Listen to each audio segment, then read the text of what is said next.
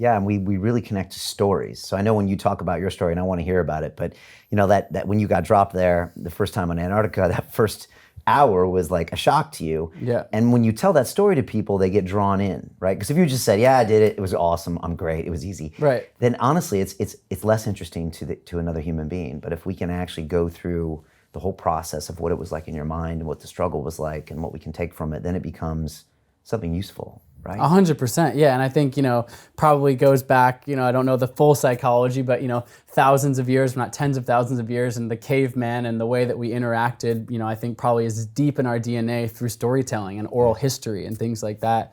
I think that, I mentioned the Olympics before. I love the Olympics and always have when I was a kid, but of course I don't, know everything about every Olympic sport, like, fencing or curling or, Greco-Roman wrestling or something like that. But I think that a lot of the Olympic coverage on television, at least when I was a kid, up until now, does a great job of captivating it through storytelling. So it's one thing if I was to show like, this is the Olympic final of the fencing competition. I don't know anything about it and be like, cool, that guy won a gold medal, I guess. I don't know how the rules, I don't know how this, right?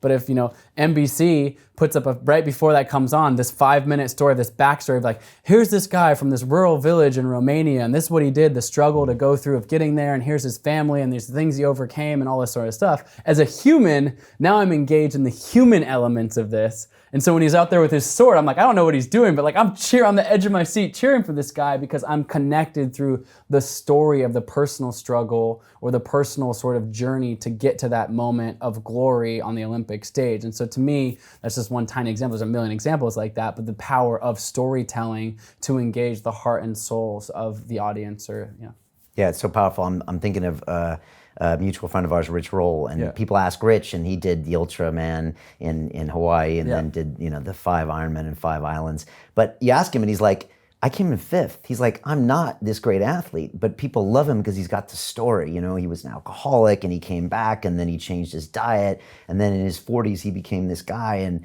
it's the story. It's actually not the accomplishment, is it? That inspires people. Yeah, and I think it's also the vessel for delivering that. I mean, I love Rich. He's a dear friend of mine. I've been on his podcast a few times, and I was with him last week. We were doing this event called 29 where you climb this ski mountain. We can talk more about that, but it's a cool event that I put on. But he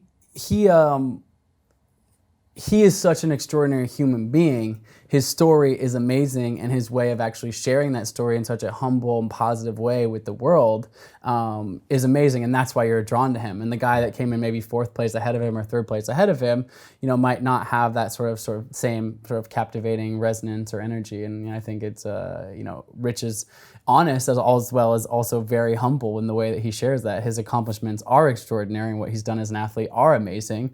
But he's also the first to point out, like, hey, like I'm not like the best in the world at the thing that I do, but his story of getting there and what he went through and overcame, certainly through alcoholism and changing his diet and plant-based diet and his spiritual growth and all that, is really, really captivating, and it's told in a way that's extraordinary. Yeah, and he's a great writer, and so when he tells the story, it connects. Absolutely. If he doesn't tell you that, then you would never know. So 100%. it's super important.